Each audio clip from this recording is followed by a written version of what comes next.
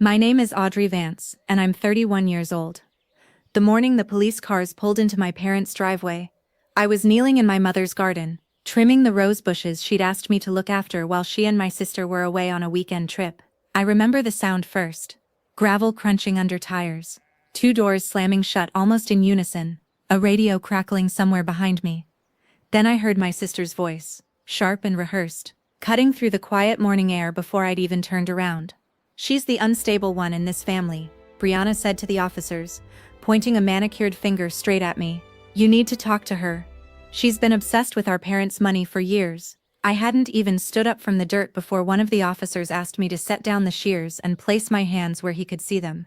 My mother stood behind Brianna on the porch, arms crossed, refusing to meet my eyes. My father stayed inside, watching through the window like he couldn't bear to be part of whatever was about to happen. Even though he was the one who had called them, $89,000 had vanished from the family trust account. The one my grandfather set up decades ago for emergencies and education. The one my parents had quietly been managing since he passed. 3 wire transfers over 2 months, all routed through an account that had, according to the bank statement, printed and waved in front of me on that lawn, my name attached to it. I didn't recognize the account. I'd never opened it. But explaining that to 2 officers with their hands resting near their belts, while my own sister sobbed into my mother's shoulder and called me a liar, felt like trying to put out a fire with my bare hands. Welcome back to Drama Tales Daily, where the truth takes its time but never misses.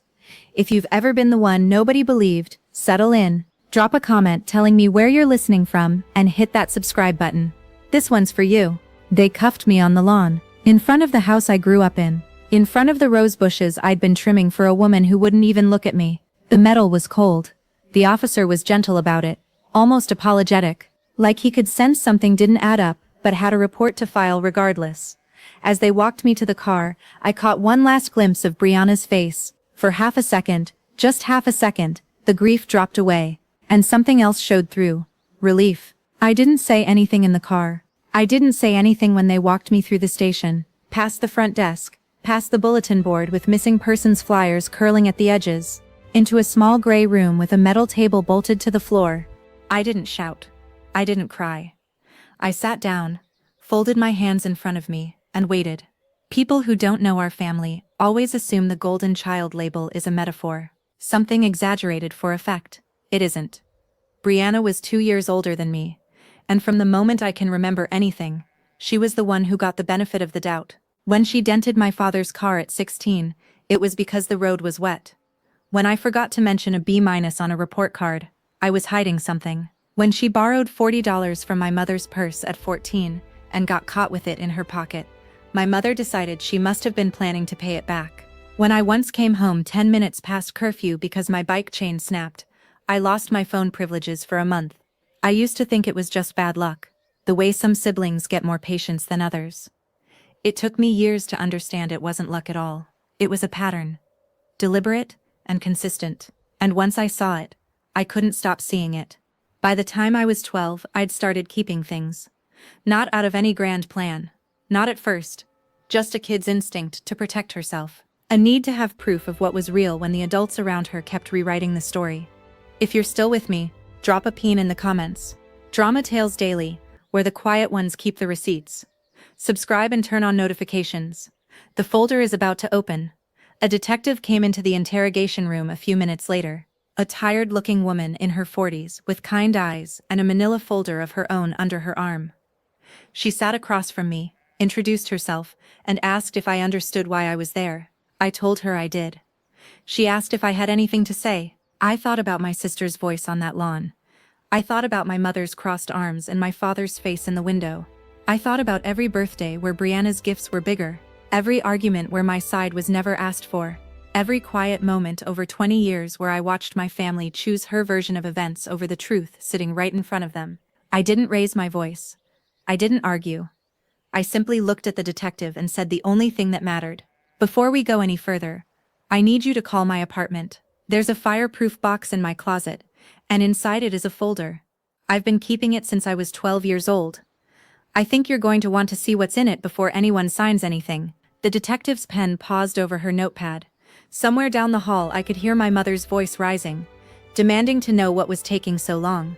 I sat back in the cold metal chair, and for the first time since the handcuffs closed around my wrists, I felt something close to calm.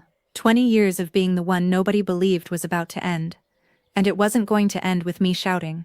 It was going to end with paper, dates, and proof. Exactly the way I'd always known it would. The detective made the call herself. 20 minutes later, an officer returned from my apartment with the fireproof box, set it on the metal table, and stepped back. The detective slid on a pair of gloves, opened it, and lifted out a thick folder worn soft at the edges from 20 years of being hidden under floorboards, taped inside textbooks, and finally locked away once I was old enough to afford a safe. She started with the oldest pages first, a photocopy of a missing $40 from my mother's purse when I was 9. Except it wasn't missing at all. It was tucked behind a photograph I'd taken on my mother's old camera. The one where you could see Brianna sliding the bills into her sock in the background. Caught by accident while I was just trying to photograph our dog. A pawn shop receipt from when I was 14, for a bracelet that had supposedly been lost, but that I'd found listed for sale under a name that traced back to an account Brianna had opened with a fake birth date. Screenshots of messages, saved and printed the moment cloud backups became something a 12-year-old understood, where Brianna joked to a friend about how easy it was to get away with things in our house. Because they'll always believe me over her. The detective read in silence for a long time. Then she got to the recent pages. The ones I'd built over the last 2 months without telling a single person, not even my husband. Bank correspondence. I'd requested the moment I noticed a strange login alert on an old account I barely used. One Brianna had apparently known the answers to my security questions for since we were teenagers. A timeline I'd built showing that all 3 wire transfers had been initiated from an IP address tied to Brianna's apartment.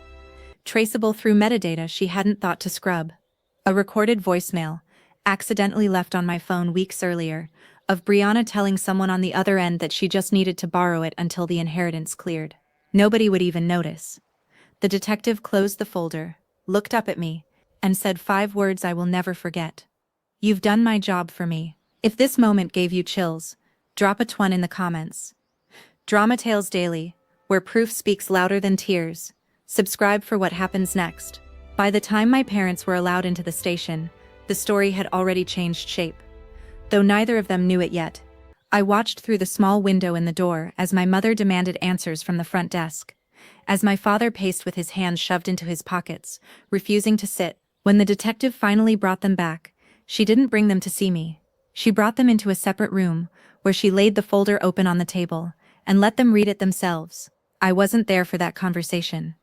But I heard about it later in pieces from people who were. I heard that my mother went pale reading the pawnshop receipt. I heard my father didn't say a word for almost 10 full minutes. I heard that when the detective explained the IP metadata on the wire transfers, my mother asked in a small voice nobody recognized whether there had been a mistake. There hadn't been a mistake. There had only been 20 years of choosing the easier story over the truthful one. Brianna was arrested 2 days later.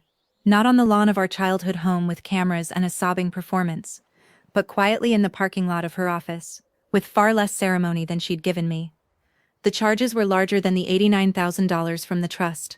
Once investigators started pulling threads, they found 2 other accounts she'd been slowly draining for years. Money she'd convinced our aging grandmother to help manage before she passed. Money nobody had ever thought to question because Brianna had always been the trustworthy one. My parents called me 3 days after that. My mother cried on the phone for almost an hour. The kind of crying that comes from finally understanding something you spent decades refusing to see. My father said less, but he showed up at my apartment a week later with a box of my old school photos he'd kept. The kind of gesture that meant more coming from him than any speech could have. I won't pretend everything is repaired. 20 years of being the unstable one, the dramatic one, the one nobody quite believed, that doesn't dissolve because the truth finally came out. But for the first time in my life, when I tell my parents something happened, they don't ask Brianna for a second opinion first. The charges against me were dropped before the week was out. The record cleared. An official letter mailed to my apartment that I keep in the same fireproof box, right next to the folder that started it all. I think about that 12-year-old version of me sometimes, sitting on her bedroom floor, tucking a photograph behind a stack of textbooks because some instinct told her she'd need it one day. She didn't know it would take 20 years. She just knew not to throw it away. If this ending moved you, drop a size in the comments. Drama Tales Daily, where the truth always finds its way. Share this with someone who needs to hear it tonight. Some people spend their whole lives waiting for someone to finally believe them. I learned the hard way that belief isn't something you wait for. It's something you document, piece by piece, until the truth becomes impossible to deny. If this story meant something to you, if you've ever been the one nobody believed until the proof was sitting right in front of them, hit that subscribe button and stay close. There are more stories like mine waiting for you. Real ones. Raw ones. The kind that remind you the truth always finds its way out eventually. Subscribe now, because the next story might be the one that feels like it was written about you. This is Drama Tales Daily. See you in the next story.